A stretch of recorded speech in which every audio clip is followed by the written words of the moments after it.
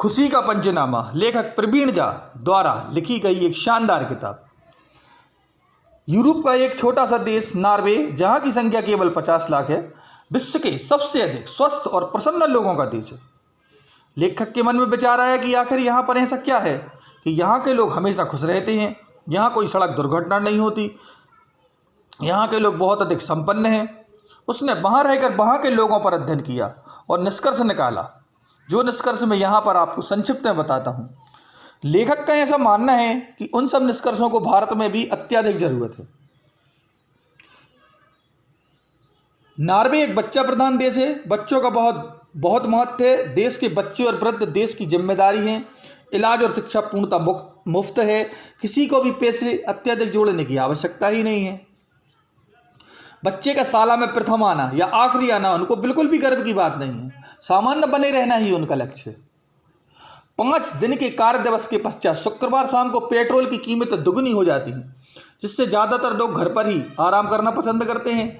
रविवार शाम को पेट्रोल की कीमत फिर ज्यों की त्यों हो जाती है। ऑनलाइन आवेदन करने पर 1 वर्ष के पश्चात आपसी सहमति से तलाक हो जाता है। प्रत्येक महिला और पुरुष के कई विवाह होते रहते हैं। एक ही परिवार में मेरे बच्चे, तुम्हारे बच्चे और हमारे बच्चे एक साथ रह लेते हैं खुशी खुशी। शराब की कीमत अन्य देशों की तुलना में 3 गुनी अधिक होती है, इसलिए लोग ज़्यादा शराब पीना पसंद नहीं करते। और सबसे कठिन कार्य है ड्राइविंग लाइसेंस लेना। 60 घंटे की कक्षा के बाद, बहुत ही अधिक ड्राइविंग टेस्ट के बाद आपको ड्राइविंग लाइसेंस मिल सकता है, इसलिए एक्सीडेंट भी कम होते हैं। अपने घर के आसपास की 3 गुनी जगह लोग बागवानी के लिए खाली रखते हैं। सब्जी, फल आदि ऑर्गेनिक पद्धति से उगाते हैं। काम से फ्री होकर लोग सीधे पहाड़ों पर चढ़कर अपना सप्ताहांत बिताते हैं। तैराकी सिखाना अनिवार्य है। सरकार की तरफ से सभी के लिए तैराकी सिखाई जाती है। 18 वर्ष के पश्चात 18 वर्ष की कम उम्र के बच्चे ना तो शराब पी सकते हैं, ना वयस्क फिल्में देख सकते हैं। 18वां जन्मदिन उनकी आज़ादी का दिन होता है।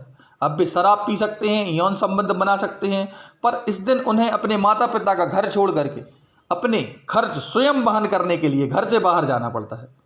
बेरोजगारों को पेंशन मिलती है। टैक्स वसूलने के मामले में सरकार बहुत बेरहम है। आपको कुछ भी परेशानी हो, मगर आपको अपना टैक्स तो भरना ही पड़ेगा। कोई भी वस्तु अनुपयोगी नहीं होती। महीने के अंत में पुरानी वस्तुओं के बेचने का बाजार लगता है, वहाँ से आप ज़रूरत की चीज़ें बहुत कम दामों पर खरीद सकते हैं। बड़े बच्चों के कपड़े छोटों के पहनाने में उन्हें कोई दिक्कत नहीं होती। बच्चों के लिए प्रायः वहाँ से वो कपड़े खरीदते हैं, क्योंकि 6 महीने के बाद वो छोटे हो ही जाने हैं। यहाँ के लोगों को किसी भी बात पर गुस्सा नहीं आता। ऑफिस हो या घर हो, लोग हमेशा एक साथ बैठकर भोजन करते हैं। उन्हें भोजन गर्म की आवश्यकता नहीं होती, बस एक साथ खाएं, बस उनका यही लक्ष्य होता है। कार्यालय का प्रधान अपने चपरासी के साथ हंसी खुशी भोजन करता है और भोजन को शेयर भी करता है। अपने साथियों की गलती होने पर वहां लिखित में देने का रिवाज है। मैं पर कोई किसी से कुछ नहीं कहता। यदि किसी ऑफिस में कर्मचारी की छटनी होनी है तो आप अपने साथी से अपने आप को बेहतर साबित करके बताइए। ऑफिस का सबसे कमजोर साथी ही वहां से निकाला जाएगा। हर बच्चे को संगीत की शिक्षा दी जाती है 6 साल के पश्चात। 20 मिनट की एक सप्ताह में एक क्लास के बाद आप बाकी के समय घर में प्रैक्टिस करें।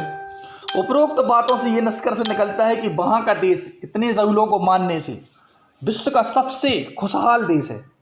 शायद इनमें से कुछ बातें हम अब हिंदुस्तानी भी माने तो शायद हम लोग भी ज़्यादा प्रसन्न रह सकें।